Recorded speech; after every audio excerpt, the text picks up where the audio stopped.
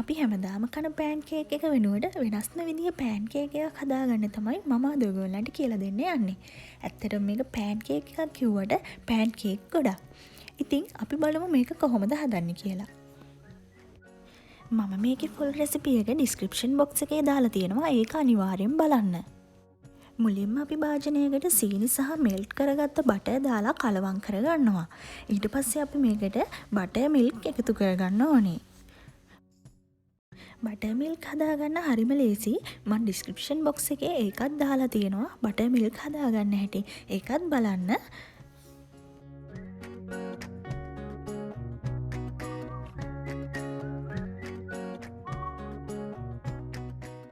දැන් මම මේකට බිත්තරයක් එකතු කරගෙන හොඳින් විස්ක් කරගන්නවා. ඔයාලට කැමති නම් මේකට වැනිලා ටිකක් දාගන්නත් පුළුවන්.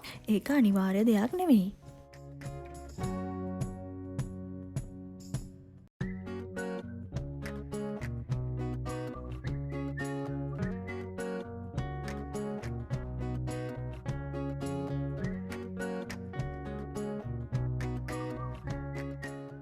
දැන් අපි dry ingredients ටික දාලා හොඳින් කලවම් කරගන්න ඕනේ. මෙතනදී අපි dry ingredients විදිහට ගත්තේ පිටි, baking powder, baking soda.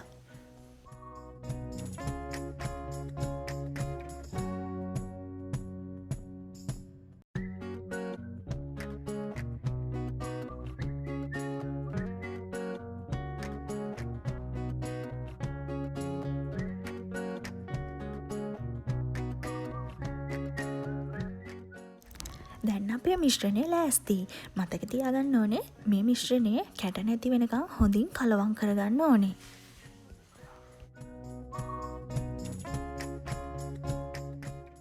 දැන් අපි මේ මිශ්‍රණය මේ වගේ ස්ක්වීස් බොටල් එකකට දාගෙන තමයි පෑන් එකට වක් කරගන්නේ.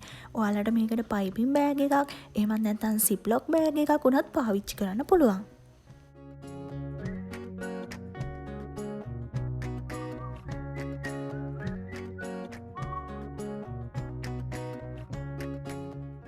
අපි මේ පෑන්කේක් එක ලෝ හීට් එකේ තමයි හදාගන්නේ. මම උෂ්ණත්වය අඩුම කරලා තියෙන්නේ.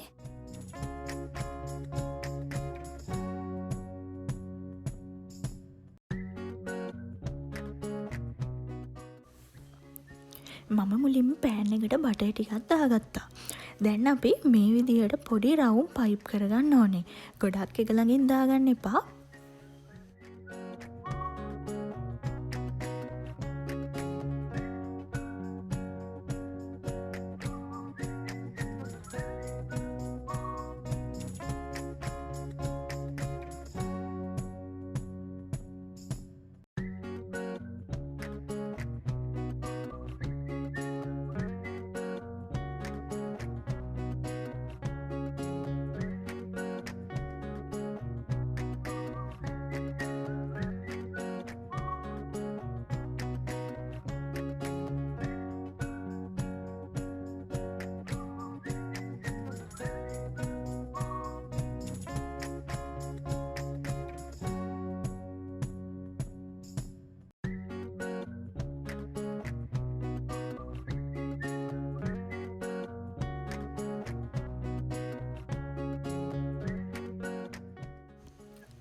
දැන් මේක හැන්දකින් පොඩ්ඩක් එහාට මෙහාට කරාම නිකම්ම ගැලවෙනවා.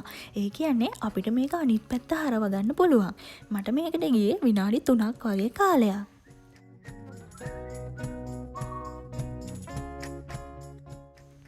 දැන් අපි මේ ටික අනිත් පැත්ත හරව ගන්න ඕනේ.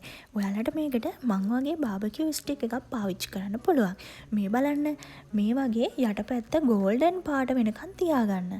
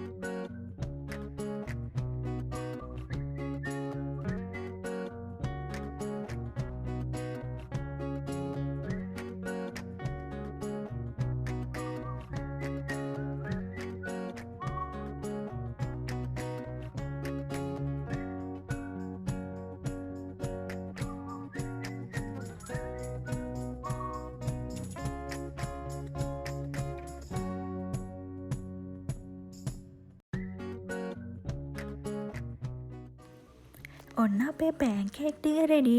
මේ බලන්න සොෆ්ට් එකට ඇතුළ තියෙනවා.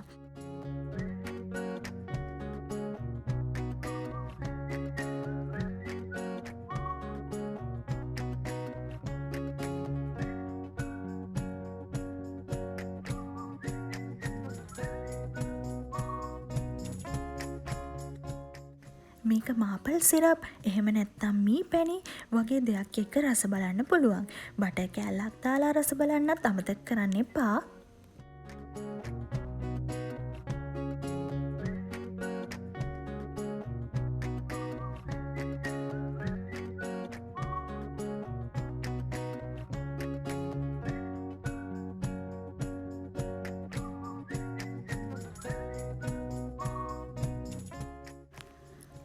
ඉතින් තවත් මේ වගේ රසවත් වීඩියෝ එකකින් හමු වෙනකම් මාව සබ්ස්ක්‍රයිබ් කරලා තියාගන්න.